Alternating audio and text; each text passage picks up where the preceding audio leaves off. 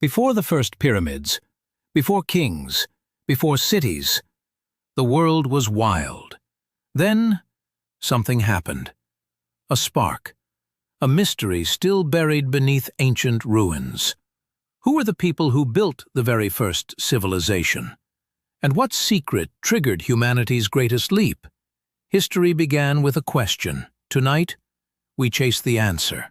Before the dawn of cities, before the first cities pierced the horizons, before kings, before temples, before writing carved memory into stone, humanity lived in a world ruled by the rhythms of nature. For tens of thousands of years, small bands of hunter-gatherers followed migrating herds, traced the flow of rivers, and read the sky like a sacred text. Their world was vast, wild, and unpredictable, but deep within the human mind, a quiet revolution was beginning, an awakening that would reshape the destiny of our species. Long before civilization, humanity wandered. We were children of the earth, restless, resilient, ingenious. We survived ice ages, crossed continents, and learned to adapt to every challenge the natural world cast before us. Then, around 12,000 years ago, the climate began to warm. Glaciers retreated. The planet transformed, rivers swelled, fertile valleys emerged, and something extraordinary became possible. For the first time in our history, people began to settle. Not because they were forced to, but because they had discovered a new power: the domestication of plants and animals. With the first seeds placed in the earth, the narrator continues, humanity unknowingly planted the foundations of civilization. The Fertile Crescent, stretching across modern Iraq, Syria, Turkey, and Iran, became the cradle of this new experiment. Here, the ancestors of wheat and barley were tamed. Herds of goats and sheep shifted from hunted prey to trusted companions. Life slowed, stabilized. Villages appeared, humble clusters of mud brick homes rising like small islands of humanity amid the wilderness. But these early settlements, sites like Göbekli Tepe and Jericho, were more than collections of homes. They were laboratories of human cooperation. People gathered not only to work but to worship, to dream, and to build in ways never seen before. Humanity was no longer simply surviving, it was beginning to create. This was the first spark, the moment the ancient world began its long climb toward civilization. The rise of cities. From the first scattered villages of the early Neolithic, a new force slowly emerged, one that would transform humanity's relationship with the land, with each other, and with power itself. That force was the city. In the beginning, cities were not built to dominate. They grew because more people, living closer together, discovered the strength of collective purpose. As farming produced surplus food, populations swelled. Families that once roamed freely were now bound to fields and seasons. Villages expanded, merging into something unprecedented: dense, organized centers of life. The earliest of these, Eridu, Uruk, rose from the banks of the Tigris and Euphrates like clay giants awakening from the earth. Imagine the scene, the narrator says.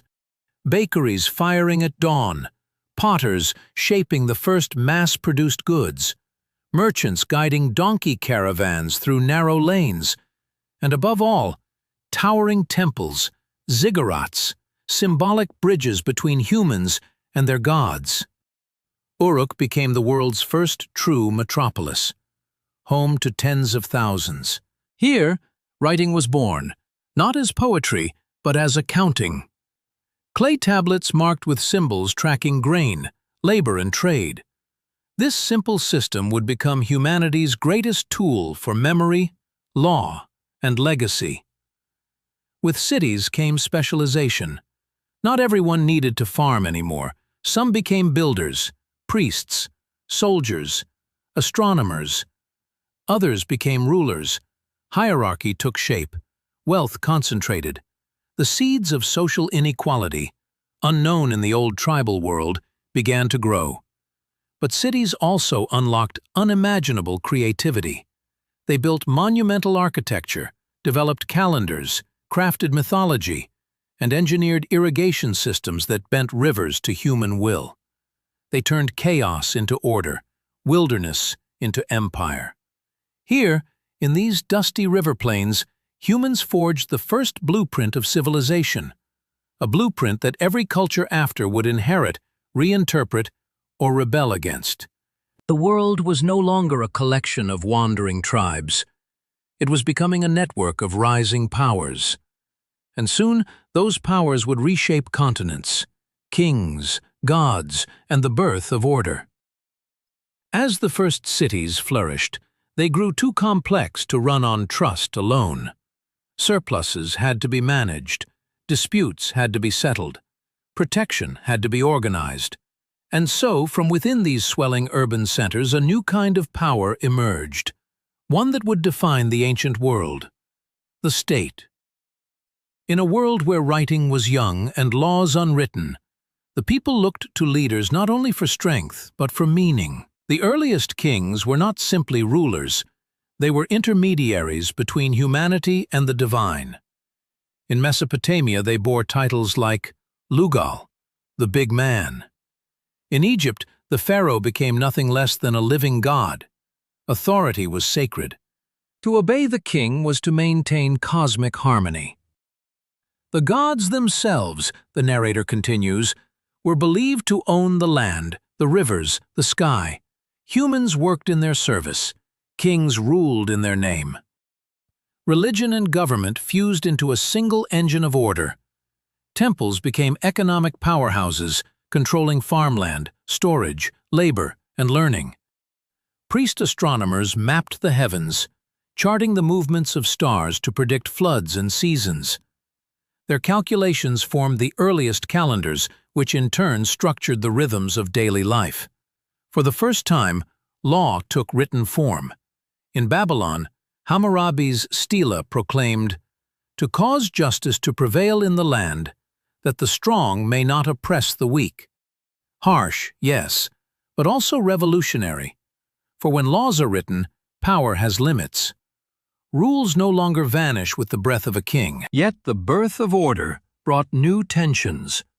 Rulers demanded labor for monumental projects, ziggurats, palaces, pyramids, structures that proclaimed divine authority in stone. Armies expanded. Borders hardened. Diplomacy and war became tools of statecraft. In these early empires, the narrator intones, humanity learned both the promise and peril of centralized power. Civilization could now unite thousands under a single vision, or plunge them into conflict on a scale never seen before. The ancient world was growing stronger, wealthier, and more ambitious. New civilizations, Egypt, the Indus Valley, ancient China, were rising, each forging a unique path into the future. Empire builders and ancient innovators. As centuries passed, the great river civilizations matured, stretching their influence farther than ever before. Trade routes intertwined landscapes. Ideas leapt from culture to culture. Humanity entered a new age of experimentation, innovation, and ambition. This was the era when civilizations not only survived, they expanded.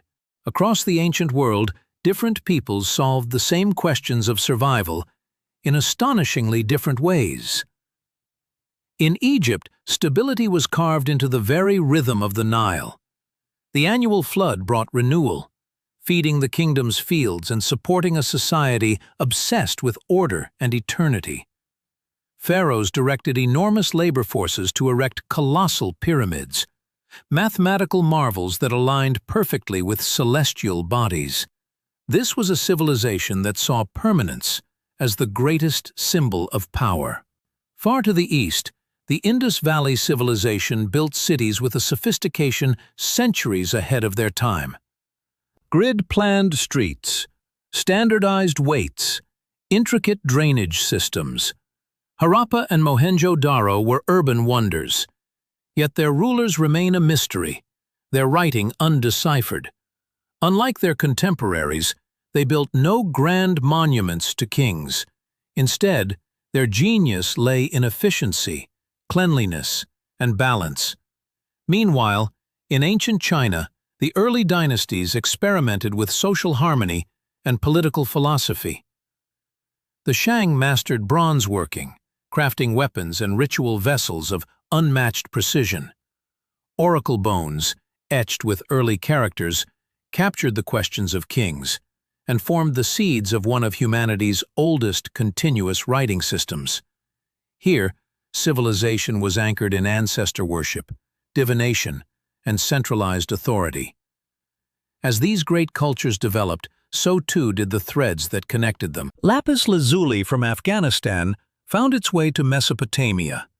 Silk from China traveled west long before the Silk Road had a name. Technologies like the wheel, the plow, and metallurgy spread across continents, strengthening societies while reshaping economies. Innovation became a weapon. Knowledge became power.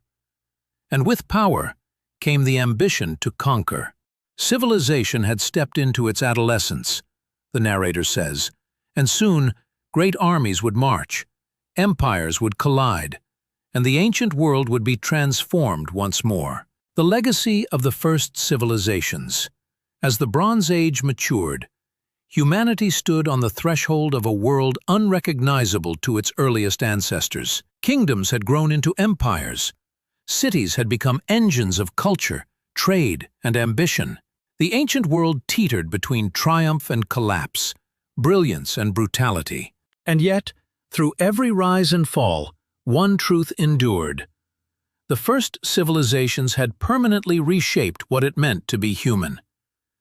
These stones, these fragments, these silent witnesses, they tell the story of our beginning. By 1200 BCE, the great river civilizations had woven a vast tapestry of innovation. Writing systems flourished. Cuneiform in Mesopotamia, hieroglyphs in Egypt, the earliest alphabets among the Phoenicians. Mathematics advanced from simple tallies to complex geometry. Astronomy evolved from skywatching to science. Laws became codified. Economies diversified. And diplomacy formed the earliest international networks. But progress came with fragility. Climate shifts, invasions, internal rebellions, and technological upheavals triggered the Late Bronze Age collapse, a shattering event that toppled kingdoms from Greece to Anatolia to the Levant. Entire cultures vanished. Writing systems disappeared. Trade routes broke down. Darkness fell across much of the ancient world. And yet, humanity rose again. From the ashes emerged new powers: Assyria, Persia, Greece, later Rome, and China's great dynasties. They inherited the foundation stones laid by the first civilizations, expanding them into philosophies, religions, sciences, and technologies that still shape our world today. Every city built echoes the first bricks laid in Uruk. Every law written carries the spirit of Hammurabi. Every calendar traces its roots to the astronomers who mapped the heavens. Every road, every trade route, every government stands on the shoulders of those ancient pioneers. Civilization is not a moment. It is a lineage.